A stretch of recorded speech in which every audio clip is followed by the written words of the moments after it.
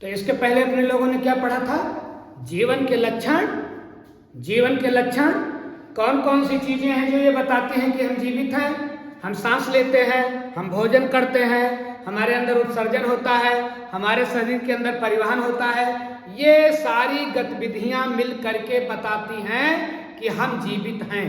और इन गतिविधियों में सबसे महत्वपूर्ण गतिविधि क्या थी? प्रजनन। सबसे महत्वपूर्ण गतिविधि क्या है? प्रजनन। क्योंकि दुनिया की और जितनी चीजें हैं, हो सकता है वो सांस लेती हो सकता है वो भोजन करती हो सकता है बहुत सारी क्रियाएं करती हो, लेकिन कोई भी दुनिया की चीज अपने जैसी कोई चीज बना नहीं सकती। सजीव का सबसे बड़ा लक्षण क्या है? प्रजनन। प्रजनन मतलब अपने जैसे संतान को जन्म देना। सजीवों का सबसे बड़ा लक्षण है कि वो जैसे हैं वैसे ही दूसरी संतान पैदा कर सकते हैं। तो सजीवों का सबसे बड़ा लक्षण प्रजनन। सजीवों का सबसे बड़ा लक्षण प्रजनन। सजीवों का सबसे बड़ा लक्षण प्रजनन। और सजीव में एक क्रिया होती है जिसको हम बोलते हैं उपापचय। उपचय और अपचय का योग। कोई चीज बने मतलब उपचय, शरीर में कोई चीज टूटे मतलब अपचय। कोई चीज बने एनाबोलिक, कोई चीज टूटे कैटाबोलिक, दोनों मिला करके मेटाबोलिक। दोनों मिला करके मेटाबोलिक। बनना और बिगड़ना, बनना और बिगड़ना। बनना अपने लोगों के शरीर में कुछ बन रहा है, इसका मतलब हो रहा है एनाबोलिक। अपने लोगों के शरीर में काट पीट हो रही है, टूट फूट हो रही है, इसका मतलब कैटाबोलिक। दोनों मिलकर के बनते हैं मेटाबोलिक। उपचय प्लस अपचय बराबर उपापचय। इतना अपने लोगों ने पीछे पढ़ लिया है। अब ध्यान रखें कि अपने लोग भोजन करते हैं। अपने लोगों की सबसे बड़ी आवश्यकता क्या है? भोजन। तो हम भोजन क्यों करते हैं? बहुत बड़ा प्रश्न है ये। भोजन क्यों करते हैं? भूख लगती है इसलिए? भूख ना लगे तो भोजन नहीं करना है? नहीं, भूख ना लगे तब भी भोजन करना है।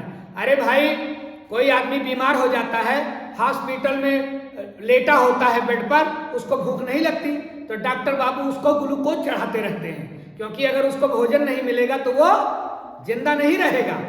ये जरूरी नहीं भूख लगे तब भोजन। अरे अपने लोग चलते हैं, फिरते हैं, उठते हैं, बैठते हैं, सोते हैं, काम करते हैं, जितनी गतिविधि करते हैं, इन सब के लिए किसकी जरूरत है? भोजन की। ये नहीं है भूख लगती है इसलिए भोजन करते हैं, क्योंकि वो हमारे शरीर की आवश्यकता है, इसलिए हम भोजन करते हैं। भोजन क्यों? एक बड़ा प्रश्न है ना। तो ये तो कतई नहीं लिखेंगे कि भूख लगती है। भोजन इसलिए क्योंकि हमें ऊर्जा चाहिए। भोजन क्यों? ऊर्जा के लिए। भोजन क्यों? ऊर्जा के लिए। ऊर्जा क्यों? जीवन चलाने के लिए। भोजन क्यों? ऊर्जा के लिए। ऊर्जा क्यों? जीवन को चलाने के लिए। ऊर्जा नहीं रहेगी आप चल पाओगे? अरे पलक न झपकेगी। पलक झपकाने में भी ऊर्जा की जरूरत पड़ रही है। समय कोई गतिविधि नहीं होगी, अंगुली ना हिलेगी। तो भोजन क्यों? ऊर्जा के लिए। भोजन क्यों? शरीर के विकास के लिए। अगर छोटे बच्चे को भोजन ना मिले, ठीक से पोषण ना मिले, तो छोटका बचवा ही रहेगा, बड़ा होगा ही नहीं। या आप लोगों ने देखा होगा कि ऐसे बच्चे जिनको जो बचपन में कुपोषण के शिकार होते हैं, उनके शरीर का विकास ठीक से नहीं होता। तो दूसरा क्या? शरीर के विकास के लिए भोजन क्यों? शरीर के विकास के लिए भोजन क्यों? ऊर्जा के लिए। ऊर्जा क्यों? विविध प्रकार के काम करने के लिए। भोजन क्यों? शरीर के विकास के लिए। भोजन क्यों? रोग से रक्षा के लिए। अपने लोगों को ऊर्जा भी मिल रही है, अपने लोगों के शरीर का विकास भी हो रहा है, लेकिन रोज ही अपने लोग बीमार रहते हैं। तो कैसा भोजन करना चाहिए? डॉक्टर बाबू बताते हैं ना, ये खाना खाओ आप स्वस्थ रहोगे। तो भोजन क्यों? रोग से रक्षा के लिए। यही 3 प्रकार के अगर हम भोजन करें तो अपना जीवन सुचारू ढंग से चलता रहेगा। पहली बात तो अपने लोगों को ऊर्जा मिलेगी, दूसरी बात अपने लोगों का शरीर छोटे से बड़ा हो जाएगा, और तीसरा अपने लोगों के शरीर में रोग नहीं आएगा। भोजन क्यों? ऊर्जा के लिए। भोजन क्यों? शरीर के विकास के लिए। भोजन क्यों? रोगों से रक्षा के लिए। कंफर्म हो गए? भोजन क्यों? ऊर्जा के लिए। भोजन क्यों? शरीर के विकास के लिए। भोजन क्यों? रोगों से रक्षा के लिए। अगर यही 3 चीज न करना हो, अपने लोग बीमार ना हो, अपने आप बड़े होते चले जाएं और काम करने के लिए ऊर्जा भी मिलती रहे, तो खाना खाने की कोई जरूरत नहीं है। लेकिन ये सब तब होगा जब अपने लोग भोजन करेंगे। अब ध्यान रखिए कि रोगों से रक्षा के लिए, ऊर्जा के लिए, शरीर के विकास के लिए, इन तीनों कामों के लिए जिस भोजन की जरूरत है वो भोजन 2 प्रकार का होता है। वो एक तो होता है माइक्रो और एक होता है माइक्रो। ये मतलब माइक्रो मतलब ज्यादा ज्यादा और माइक्रो मतलब सूक्ष्म। कुछ भोजन ऐसे होते हैं कि अपने लोगों को ज्यादा लेना पड़ता है, कुछ भोजन ऐसे होते हैं कि अपने लोगों को थोड़ा लेना पड़ता है। तो ये जो ऊर्जा के लिए और रोगों से रक्षा के लिए, शरीर के विकास के लिए जो भोजन हम लेते हैं वो कितने प्रकार के होते हैं? Micronutrients, micronutrients, micronutrients. ज्यादा पोषक पदार्थ, कम पोषक पदार्थ। तो कुछ भोजन ऐसा है जो हमें ज्यादा लेना पड़ता है, जैसे रोटी चावल, ये ज्यादा लीक पड़ा था तब अपने सबके काम चला था। और जैसे विटामिन थोड़े से ही काम चल जाता है, विटामिन ज्यादा थोड़े ले, अपने लोगों को 1-2 किलो विटामिन थोड़े रोज लेना है, 1 गिलास विटामिन थोड़े पीते हैं, लेकिन रोटी हम दिन भर में 4 बार खाते हैं। तो कुछ भोजन कैसे होते हैं? माइक्रोन्यूट्रिएंट्स, और कुछ होते हैं माइक्रोन्यूट्रिएंट्स। माइक्रो पोषक पदार्थ, माइक्रो पोषक और माइक्रो पोषक, दोनों बात समझ रहे हो ना? जिसको लेने की ज्यादा जरूरत हो उसको क्या बोलोगे? माइक्रो न्यूट्रिएंट्स या ज्यादा पोषक पदार्थ। और माइक्रो न्यूट्रिएंट्स जिनको थोड़ा लेना, लेकिन जरूरी है। अगर थोड़ा वाला नहीं लेंगे तब भी गड़बड़ हो जाएगा। जैसे आयरन, लोहा एक तत्व है, माइक्रो न्यूट्रिएंट्स में आएगा। खून के निर्माण करने में बहुत जरूरी है, लेकिन थोड़ा चाहिए, उसको बहुत ज्यादा नहीं चाहिए। सोडियम है, नमक में पाया जाता है, चाहिए लेकिन थोड़ा चाहिए। ज्यादा नमक खा लोगे गल जाओगे, नमक गला देता है। तो नमक किस में जाएगा? माइक्रो में। लेकिन रोटी चावल ये सब माइक्रो में। कंफर्म हो गए? तो भोजन कितने प्रकार के जरूरी हैं? 2 प्रकार के, micronutrients, micronutrients, micronutrients, micro. Confirm हो रहे हो? अब आइए, ये जो माइक्रो है इसको हम लोग देखें कौन है। तो निश्चित रूप से मैंने आपको बताया कि रोटी है, चावल है, ये सब माइक्रो में जाएंगे, इनकी ज्यादा जरूरत है। इसमें जो सबसे ज्यादा जरूरी है वो है कार्बोहाइड्रेट। क्या नाम है? कार्बोहाइड्रेट। ये माइक्रो में जाएगा, इसकी रोज ज्यादा जरूरत है। कार्बोहाइड्रेट थोड़ा लेना है, ज्यादा ज्यादा, क्योंकि इससे अपने लोगों के शरीर को मिलती है ऊर्जा। और ऊर्जा की जरूरत जब काम करते हैं तभी है कि हमेशा है? अरे सोते रहेंगे तब भी ऊर्जा लगेगी, हम आराम से बैठे हैं तब भी ऊर्जा लगेगी। तो चूंकि ऊर्जा की जरूरत अपने शरीर को प्रति पल है, प्रति सेकंड है, इसीलिए कार्बोहाइड्रेट की जरूरत भी पर सेकंड है, पर मिनट है, प्रति पल है। तो इसको माइक्रो में लें कि मैक्रो में लें? इसको मैक्रो में लें, ज्यादा लें। एक स्वस्थ आदमी को प्रतिदिन 225 ग्राम के लगभग कार्बोहाइड्रेट लेना चाहिए। अगर आप ठीक से काम वाम करना चाहते हो, ऐसे लुंज पुंज नहीं बने रहना चाहते हो, तो आपको 225 से 250 ग्राम तक कार्बोहाइड्रेट पर डे लेना चाहिए। अगर आप एक अच्छी जिंदगी की इच्छा करते हो तो, नहीं तो फिर ऊर्जा नहीं मिलेगी, सुस्ताए रहोगे, अलसियाए रहोगे, पढ़ोगे अंधा जाओगे, मेज पर ही सिर दे मारोगे। कार्बोहाइड्रेट पूरा होना चाहिए। कंफर्म हो रहे हो? अब देखें, ये जो कार्बोहाइड्रेट है ये क्या है? कार्बोहाइड्रेट। तो ये क्या है कार्बोहाइड्रेट? कार्बोहाइड्रेट में बाबू दो शब्द जुड़ा है, कार्बो मतलब कार्बन और हाइड्रेट मतलब पानी। हाइड्रेट मतलब पानी। तो कार्बन और पानी यही दोनों मिलकर क्या बनाते हैं? कार्बोहाइड्रेट। इसको ऐसे देख ले CH2O, यही कार्बोहाइड्रेट का सामान्य सूत्र है CH2O। नाम क्या है? कार्बोहाइड्रेट। हाइड्रेट मतलब पानी और कार्बन मतलब कार्बन, जिसमें कार्बन हो पानी हो। तो इसका मतलब कार्बोहाइड्रेट में कितने तत्व हैं? 3, कार्बन, हाइड्रोजन, ऑक्सीजन। कार्बोहाइड्रेट किससे बना होता है? Carbon, hydrogen, oxygen. Carbohydrate carbon, hydrogen, oxygen. Carbohydrate hydrogen, oxygen. Confirm हो गए? अब देखिए जो कार्बोहाइड्रेट है ना, ये कई किस्म के होते हैं जो अपने लोगों को खाना है। देखिए अपने लोगों का पुराना विज्ञान बहुत तगड़ा था।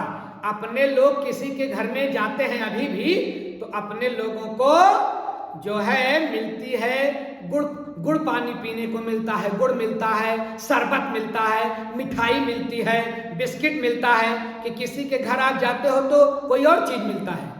तो ये जो शरबत मिलता है और जो गुड़ मिलता है, बिस्किट मिलता है, वास्तव में वो है कार्बोहाइड्रेट है। आप किसी के घर जाते हो, साइकिल चलाकर जाते हो, पैदल जाते हो, आपकी ऊर्जा थोड़ा कम हो गई होती है, तो जिसके यहाँ अपने लोग जाते हो कार्बोहाइड्रेट देता है कि भैया पहले पानी पियो, गुड़ खाओ। जैसे गुड़ खाओगे क्या मिलेगा?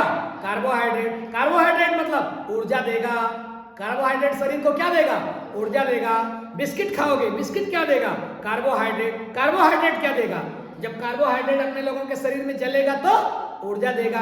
कंफर्म हो रहे हो? इसीलिए ये बहुत बड़ा विज्ञान है। पानी तो ज्यादा अपने लोग किसी के घर जाएं तो गुड़ खाने पर ज्यादा प्यास लगेगी कि मिर्चा खाने पर? जैसे वो एक मिर्चा दे दे तो तब ज्यादा पानी पिया जाएगा कि गुड़ खाने से ज्यादा पानी पिया जाएगा? मिर्चा खाने से ज्यादा पानी पिया जाएगा। लेकिन कोई उसको पानी नहीं पिलाना है, उसको तो आपको कार्बोहाइड्रेट देना है, ताकि जो तुम थक गए हो थोड़ा पावरफुल हो जाओ, तब तो हालचाल हुए। अब तो थका हाथ कौन हालचाल हुए? तो इसीलिए तुरंत क्या दिया जाता है? कार्बोहाइड्रेट। ये कार्बोहाइड्रेट कई किस्म के होते हैं और इतना ध्यान रखना, कार्बोहाइड्रेट से हमें क्या मिलती है? ऊर्जा। कार्बोहाइड्रेट ऊर्जा, कार्बोहाइड्रेट ऊर्जा। और ऊर्जा अपने शरीर की पहली जरूरत है कि आखिरी जरूरत? पहली जरूरत है।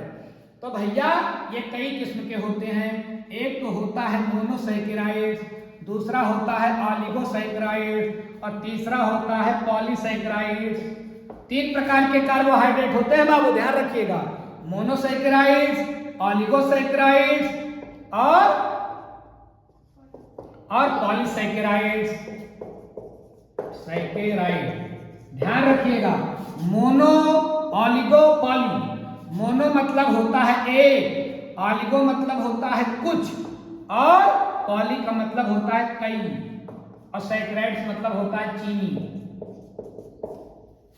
ऐसे समझोगे आराम से समझ जाओगे। मोनो मतलब एक चीनी, ऑलिगो मतलब कुछ चीनी, और पॉली मतलब बहुत चीनी। तो जब चीनी का केवल एक अणु हो, चीनी माने शुगर, मीठा पदार्थ। चीनी मतलब चीनी से मत लेना, चीनी मतलब मीठा पदार्थ, पहले ये समझो। तो अगर एक मीठा पदार्थ है सबसे सरल, ये मोनो क्या होता है? सबसे सरल कार्बोहाइड्रेट है, क्योंकि इसमें कितनी शर्करा है? केवल एक। और ऑलिगो में कुछ मतलब 2 से 10। अगर एक चीनी का एक शर्करा का अणु है तो कार्बोहाइड्रेट क्या बोला जाएगा बेटा? मोनोसैकेराइड। लेकिन 2 1 से ज्यादा हो गया तो ऑलिगो, 1 से ज्यादा हो गया तो ऑलिगो, और 10 से ज्यादा हो गया तो पॉली। कंफर्म हो रहे हो? Monosaccharide, ऑलिगोसैकेराइड, polysaccharide. कंफर्म हो रहे हो? कार्बोहाइड्रेट कितने प्रकार के? 3 प्रकार के। Monosaccharide, ऑलिगोसैकेराइड, polysaccharide. मोनोसैकेराइड जरा देखो। मोनो माने मैंने क्या बताया?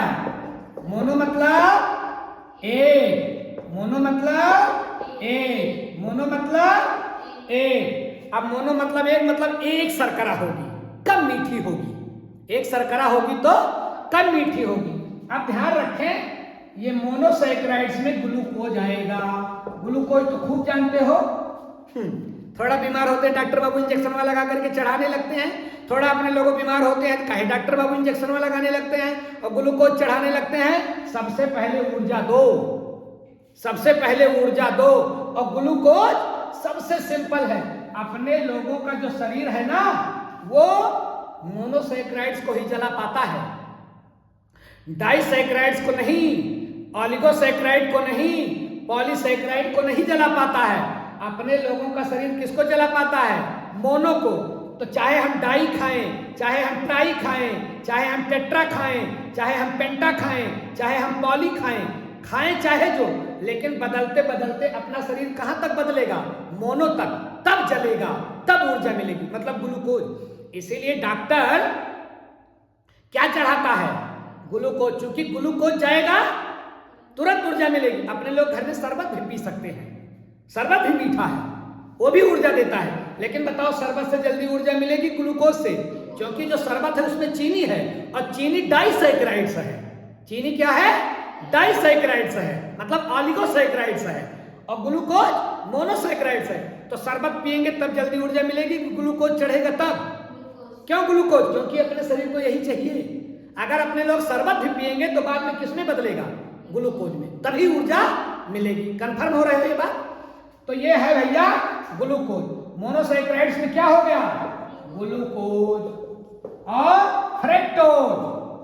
फ्रक्टोज जानते हो? फलों से मिलने वाली, फलों में जो मिठाई होती है, अपने लोग फल खाते हैं कुछ मीठा मीठा लगता है ना, तो फल में कौन सी कार्बोहाइड्रेट है? मोनोसैकराइड्स है। फ्रक्टोज हो गया, इसका भी फार्मूला C6H12O6 होता है। घबराया ना, बोला सर जी C6H12O6 ग्लूकोज, C6H12O6 फ्रक्टोज, दोनों फार्मूला एक के जाता है ना, मौका अलग अलग रखा गया है।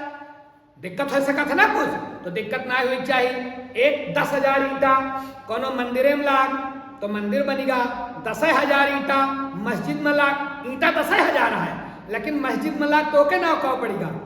मस्जिद 10,000 ईटम कब्रस्तान बना तो के नाव का पड़ेगा। अब मंदिर में, मस्जिद में, कब्रस्तान में 10,000 ईटा लगा है कि कुछ कम ज्यादा? ईटा बराबर लागत है, लेकिन नमो का है अलग अलग होगा। यही लिए मंदिर की रचना दूसरी तरह से, मस्जिद की रचना दूसरी तरह से, और शमशान घाट की रचना दूसरी तरह से। उसी प्रकार से ग्लूकोज की रचना दूसरी तरह से, फ्रक्टोज की रचना अलग अलग, लेकिन ईटा यक्का जितना ईटा हुआ लागा है मंदिर में, मस्जिद में और वहाँ शमशान घाट में, उतने ईटा सब में लागा है, लेकिन नाम काहे अलग हुआ? क्योंकि रचना अलग अलग। उसी प्रकार से carbon hydrogen oxygen, carbon hydrogen oxygen, fructose glucose दोनों में एक है, नाम काहे अलग होगा? एक अलग अलग संरचना रहे, संख्या बराबर लेकिन संरचना अलग अलग। कंफर्म हो रहे हो? तो फ्रक्टोज क्या है? मोनो। फ्रक्टोज क्या है? मोनो। ग्लूकोज क्या है? मोनो। और एक याद रखिएगा गलैक्टोज। गलैक्टोज ये दूध में पाया जाता है, मम्मी के दूध में गलैक्टोज। तभी तो मम्मी का दूध पी करके बच्चा तुरंत ऊर्जावान हो जाता है, जैसे पीता है वैसे कूदने लगता है। तो क्या पाया जाएगा? गलैक्टोज। तो ये फ्रक्टोज, ग्लूकोज और गलैक्टोज किसके उदाहरण हैं? मोनोसैकराइड से। इनसे ऊर्जा देर में मिलेगी, तुरंत ही मिल जाएगी, तुरंत ही मिल जाएगी। इनसे ऊर्जा क्या मिलेगी? तुरंत। और एक देखें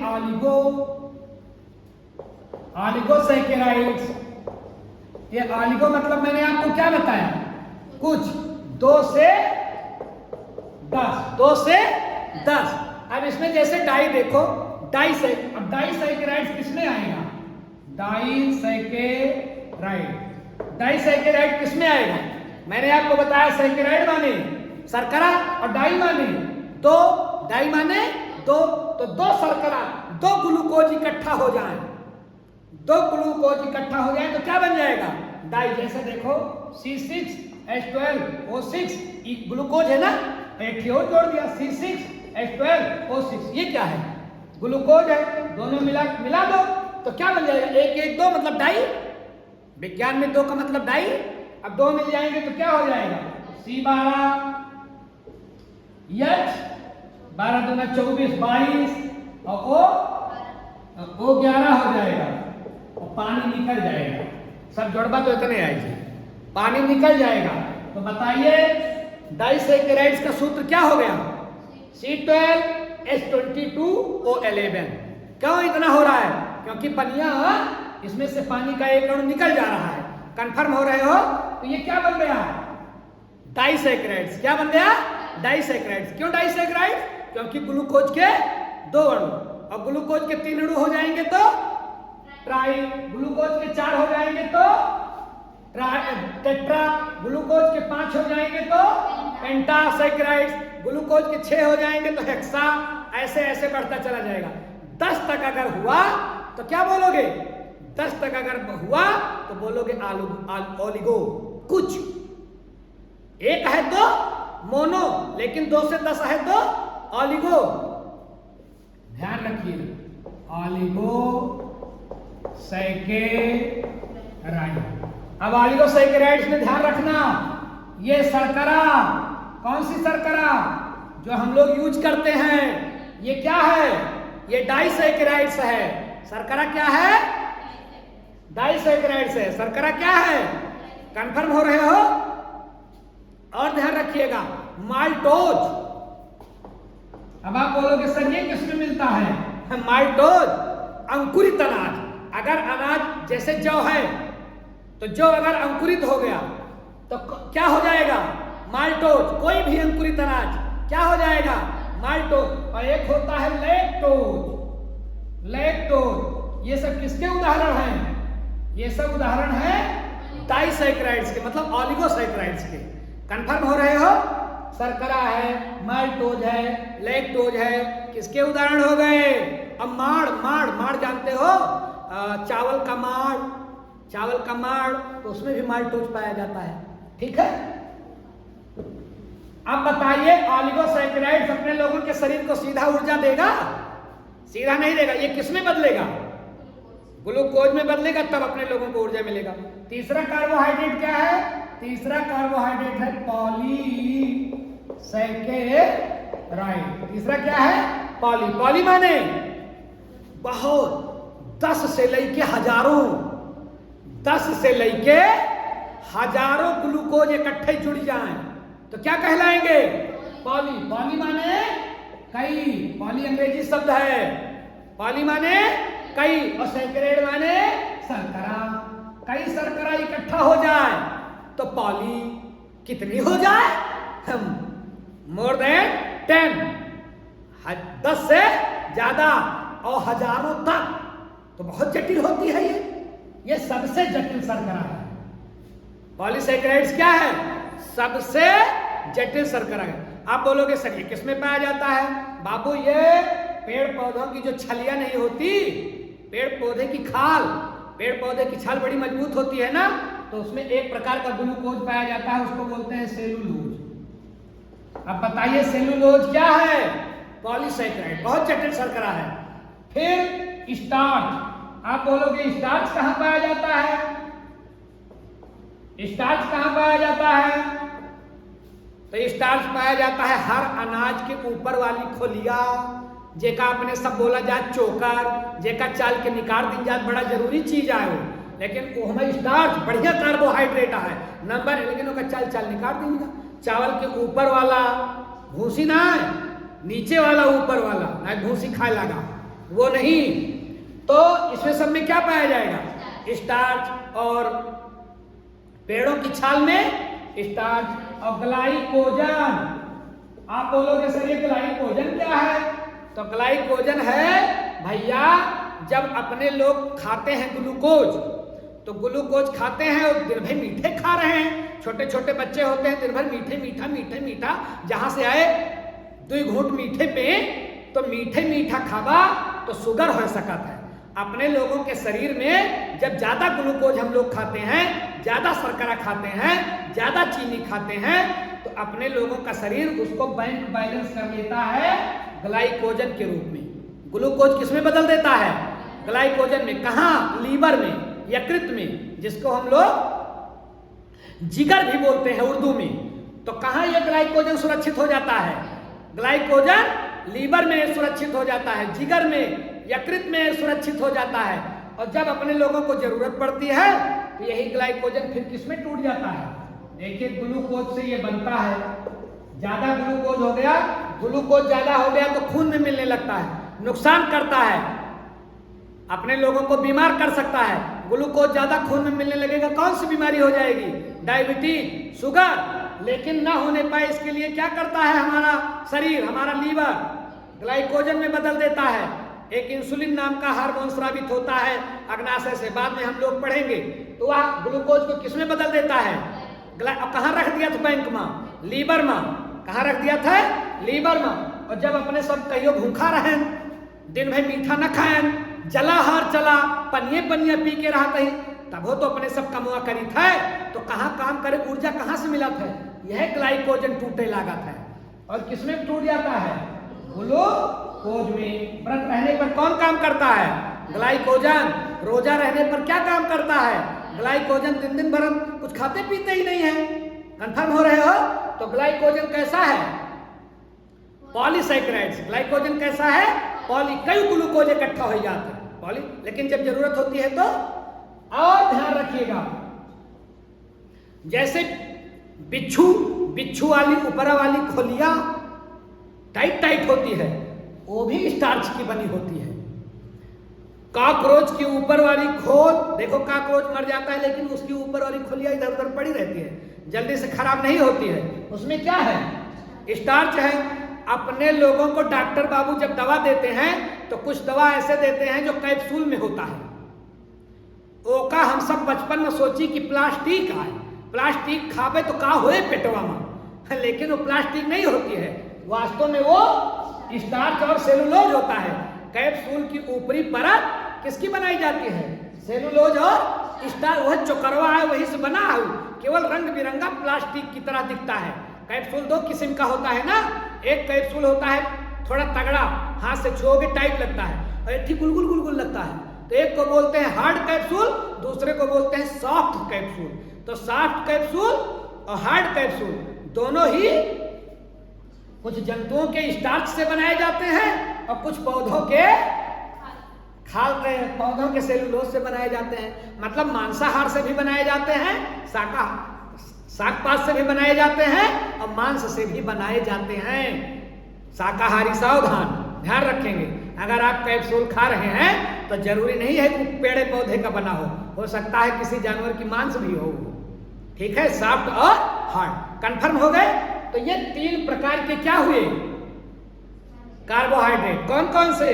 मोनोसैकेराइड्स, एकल शर्करा, ऑलिगोसैकेराइड्स, 1 से 2 से 10 तक की शर्करा, 2 से 10 शर्करा इकट्ठा हो जाए तो ऑलिगो, और पॉलीसैकेराइड्स ढेर के शर्करा इकट्ठा हो जाए तो पॉली। कंफर्म हो गया? पॉली का उदाहरण सेलुलोज है, स्टार्च है, ग्लाइकोजन है। कंफर्म हो रहे हो? कार्बोहाइड्रेट क्या करता है? अपने लोगों को ऊर्जा देता है। कार्बोहाइड्रेट क्या करता है? ऊर्जा देता है। कार्बोहाइड्रेट ना मिले तो क्या होगा? कार्बोहाइड्रेट ना मिले तो क्या होगा? जल्दी थक जाओगे, काम नहीं कर पाओगे। कार्बोहाइड्रेट नहीं मिलेगा तो बेहोश हो सकते हो।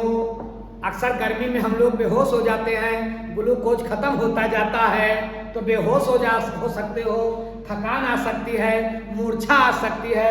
एक बीमारी हो सकती है हाइपोग्लाइसीमिया। हाइपोग्लाइसीमिया एक बीमारी होती है। ये हाइपोग्लाइसीमिया क्या बीमारी है? हाइपोग्लाइसीमिया का मतलब होता है बेटा कि अपने लोगों के शरीर में ग्लूकोज कम हो जाए। ग्लूकोज कम होना हाइपोग्लाइसीमिया, ग्लूकोज ज्यादा होना हाइपरग्लाइसीमिया, ग्लूकोज कम होना हाइपोग्लाइसीमिया, ग्लूकोज ज्यादा होना हाइपरग्लाइसीमिया। तो बताइए ग्लूकोज कम हो गया तो कौन सी ग्लाइसीमिया हो जाएगी? हाइपो कम हो जाएगा। और बीमारी हो सकती है ब्रेन फॉग। एक बीमारी होती है ब्रेन फॉग। आप बोलोगे सर ये कौन सी बीमारी है? Brain fog. ब्रेन फॉग माने जब अपने लोगों के दिमाग को ग्लूकोज नहीं मिलेगा तो अपने लोगों का दिमाग काम करेगा? दिमाग काम नहीं करता कभी कभी ना। इसका मतलब दिमाग को उसका भोजन नहीं मिल रहा है। अबे खाना अपने सबका 2 दिन न मिले, 2 टाइम न मिले, दिमाग खराब हो जाता है। दिमाग को काहे खराब हो जाते? चाहे पेट खराब हुए, भोजन तो जाता है पेटे में, लेकिन खराब हो जाता काहे? दिमाग खराब होता है, क्योंकि दिमाग को ग्लूकोज नहीं मिलता। उस स्थिति को बोलते हैं ब्रेन फॉग। ब्रेन फॉग से नुकसान बताओ। ब्रेन फॉग से ये नुकसान है कि कुछ पढ़वा यादें न हुए, दिमाग कहे तो हमें खाने ना दिया था, हम कुछ ना याद करा, याद नहीं होगा, किसी को देखोगे पहचानोगे ही नहीं, स्मृति भ्रंश हो जाएगा। इस स्थिति को क्या बोलोगे? Brain fog. क्या बोलोगे? Brain fog. तो कार्बोहाइड्रेट बहुत जरूरी है। क्यों जरूरी है? सबसे ज्यादा जरूरी है ऊर्जा के लिए। किस न्यूट्रिएंट में आएगा? माइक्रो में कि माइक्रो में? माइक्रो में। ज्यादा लेना है, थोड़ा ज्यादा लेना है। इसलिए दिन भर हम लोग सुबह रोटी खा के आते हो, टिफिन में रोटी रखते हो, शाम को फिर जाते हो रोटी खाते हो। रोटी में क्या है? कार्बोहाइड्रेट है। कंफर्म हो रहे हो? अपने लोग जितना भोजन करते हैं उसका ज्यादा से ज्यादा मात्रा क्या है उसमें? कार्बोहाइड्रेट। कार्बोहाइड्रेट बेटा जब ज्यादा हो जाता है और ज्यादा हो जाता है तो फिर अपने लोगों के शरीर में ये वसा में परिवर्तित हो जाता है, फिर हम मोटा होना शुरू हो जाते हैं। कार्बोहाइड्रेट ज्यादा होगा, बहुत ज्यादा होना होगा तो क्या हो जाएंगे? हम मोटे होने शुरू हो जाते हैं। क्यों? क्योंकि कार्बोहाइड्रेट किस में कन्वर्ट हो जाता है? वसा में। वसा मतलब फैट, और फैट मतलब मोटा। फैट मतलब मोटा। हम फैटी हो जाएंगे, मोटे हो जाएंगे। क्यों? तो ज्यादा खाना भी नहीं है, और अगर यही कम खाएंगे तो दुर्बल हो जाएंगे। एक बीमारी दुर्बलता भी लिख लीजिएगा। दुर्बलता, कम खाएंगे तो दुर्बलता, और ज्यादा खाएंगे तो फैट हो जाएंगे, और कम खाएंगे तो स्किनी को दिखाई, मतलब दुबला पतला हो जाओगे, डंडा खान। तो कार्बोहाइड्रेट क्या है? कार्बोहाइड्रेट ऊर्जा का सबसे बड़ा स्रोत है। कार्बोहाइड्रेट का मतलब कार्बन प्लस पानी। कार्बन प्लस पानी 3 प्रकार के होते हैं, मोनो, ऑलिगो, और कहीं कहीं आपको डाई मिल जाए तो घबराना मत। डाई किसमें चला जाएगा? ऑलिगो में। ट्राई मिल जाए तो घबराना मत, कहाँ चला जाएगा? ऑलिगो में। पेंटा मिल जाए तो कहाँ चला जाएगा? ऑलिगो में। 2 से 10 तक ऑलिगो। तो कहीं अगर आपको डाइसैकेराइड्स मिल जाए तो घबराना, सर जी एक तो बताए ना रहे, तो कहीं कहीं मिलता है मोनोसैकेराइड्स, डाइसैकेराइड्स, ऑलिगोसैकेराइड्स, पॉलीसैकेराइड्स। कहीं कहीं आपको 4 किस्म मिल जाता है, घबराना बिल्कुल नहीं है। कंफर्म हो गए? कार्बोहाइड्रेट क्या है, इसका काम क्या है?